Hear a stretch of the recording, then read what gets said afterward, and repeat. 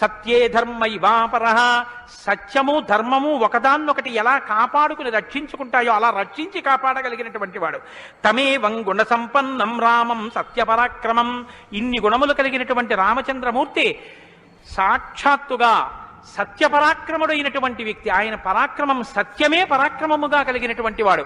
అటువంటి వాడు రామచంద్రమూర్తిని ఆ రాముని యొక్క కథని సంక్షేపంగా చెప్పారు.